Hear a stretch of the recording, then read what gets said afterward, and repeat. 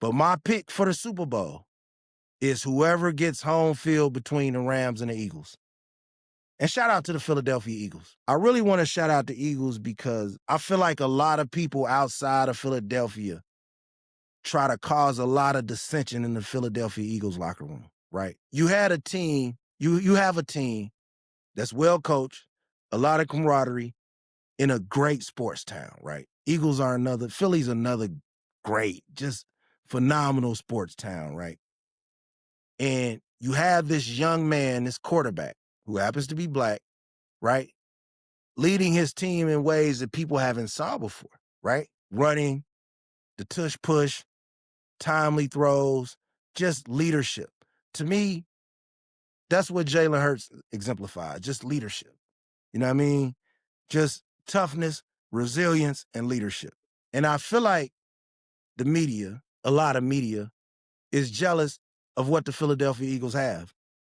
And I think a lot of the storylines created A.J. Brown, Jalen Hurts, his yardage. A lot of these storylines are created to cause dissension into the Philadelphia Eagles locker room. So I'm happy that those fans just get to celebrate winning. Because at the end of the day, the game is just about winning. Nobody cares about how you win when they like the quarterback. But now all of a sudden it's Jalen Hurts having a great defense, which is a team game, having a great offensive line, which is a team game, having a great coach and running back, which is a team game. Now everybody want to criticize the Philadelphia Eagles. Now everybody want to tear apart Jalen Hurts' stats. Now everybody want to talk about what they not. And kudos to the Eagles for keeping all that dissension out your locker room, because the devil is lurking. And whenever you got a good thing, whenever you happy, the devil is always lurking. That's why I ain't mad at Gille. Gille represents his team. I didn't like him beefing with Cam because they both positive black male figures and got a lot of influence. But at the end of the day, that's his team. He was repping them when they was losing and they winning. And he's being vocal for a quarterback that's not vocal.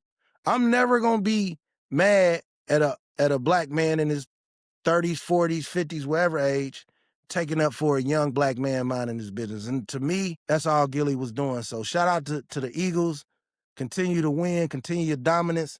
And the NFC is a two-team race right now. It's either the LA Rams or the Philadelphia Eagles. And I feel like wherever that game is played at, that's who wins. I don't think it's something missing with the Lions. I don't know what it is. I don't know if it's the ability. I don't know if the guard's still out. I don't know if Sue's still out. Somebody got to let me know. But I think with Detroit is the inability to constantly protect the quarterback.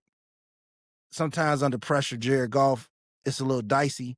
So I don't have a lot of chips in Detroit to make it to the NFC Championship. I mean, to win the Super Bowl. They maybe can backdoor an NFC Championship game, but I don't see Detroit beating the Rams or the Eagles in no fashion.